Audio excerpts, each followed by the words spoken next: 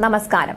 പ്രവാസി മലയാളിയിലേക്ക് എല്ലാവർക്കും സ്വാഗതം. പ്രവാസികൾക്കൊക്കെ ഇനി ഒരു സുവർണ കാലമാണ് വരാൻ പോകുന്നത്. കാരണം വിസ നടപടികളൊക്കെ ഒരുപാട് ലഘൂകരിച്ചിരിക്കുകയാണ് ഗൾഫ് രാജ്യങ്ങൾ. ഉദാഹരണത്തിന് സൗദി അറേബ്യ, UAE ഒക്കെ. ഇപ്പോൾ വിസ നടപടികൾ കൂടുതൽ ലളിതമാക്കുകയാണ് സൗദി ചെയ്തിട്ടുള്ളത്.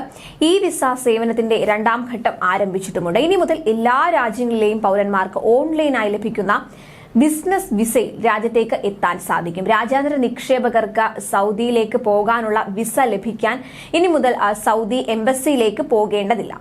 ലോകമെമ്പാടുമുള്ള എല്ലാ രാജ്യങ്ങളെയും ഉൾപ്പെടുത്തുന്നതിനായി ഏകദേശം 60 രാജ്യങ്ങളിൽ നിന്നുള്ള കവറേജ് വിപുലീകരിച്ചുകൊണ്ട് ഗവൺമെന്റ് ഇൻവെസ്റ്റർ വിസിറ്റർ ഈ വിസ സേവനത്തിന്റെ രണ്ടാം ഘട്ടം അവതരിപ്പിച്ചതായി സൗദി ഔദ്യോഗിക വാർത്താ ഏജൻസിയാണ് അറിയിച്ചിട്ടുള്ളത്.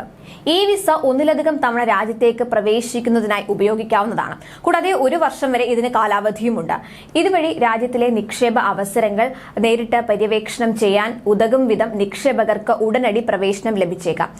കഴിഞ്ഞ ജൂൺ മുതലാണ് വിദേശ നിക്ഷേപകർക്കുള്ള ബിസിനസ് സന്ദർശക വിസ സംവിധാനം തുടങ്ങിയത്. ഓൺലൈൻ വഴി വിസയ്ക്കായി അപേക്ഷിക്കാം. വിദേശകാര്യ മന്ത്രാലയത്തിന്റെ പോർട്ടലിലാണ് ഇൻവെസ്റ്റർ വിസിറ്റർ എന്ന പേരിലുള്ള ബിസിനസ് വിസിറ്റ് വിസയ്ക്ക് അപേക്ഷിക്കേണ്ടത്. ഡിജിറ്റൽ എംബസിയിൽ നിന്ന് ഉടൻ വിസ അനുവദിക്കുകയും ഇമെയിൽ വഴി വിസ നിങ്ങൾക്ക് ലഭിക്കുകയും ചെയ്യും. വിഷൻ 2030 സംരംഭത്തിന്റെ ഭാഗമായി നിക്ഷേപ അന്തരീക്ഷം മെച്ചപ്പെടുത്തുന്നതിനും ബിസിനസ് പ്രവർത്തനങ്ങൾക്ക് തുടക്കം കുറിക്കുന്നതിനും ശ്രദ്ധ കേന്ദ്രീകരിച്ചാണ് പുതിയ ഈ ഒരു ആനുകൂല്യം കൊടുത്തിട്ടുള്ളത്.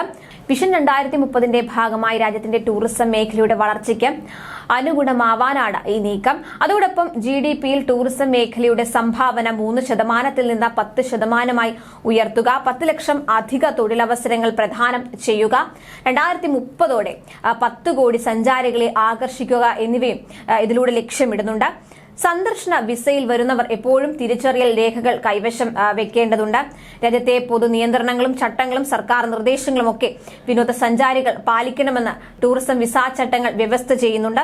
അതുപോലെ ലോകവുമായുള്ള ആശയവിനിമയം വർദ്ധിപ്പിക്കാൻ ലക്ഷ്യമിട്ടുള്ള രാജ്യത്തിന്റെ തുറന്ന ശ്രമങ്ങളുടെ വിപുലീകരണമാണ് കൂടുതൽ രാജ്യങ്ങളിലുള്ളവർക്ക് ഓൺലൈൻ വിസ നൽകാനുള്ള സൗദിയുടെ നടപടി.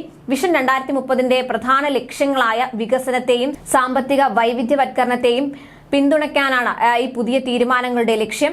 അതുപോലെ 2019 സെപ്റ്റംബർ 27-നാണ് ടൂറിസം മന്ത്രാലയം 49 രാജ്യങ്ങളെ ലക്ഷ്യമിട്ട് സന്ദർശന വിസ നൽകാൻ ആരംഭിച്ചത്.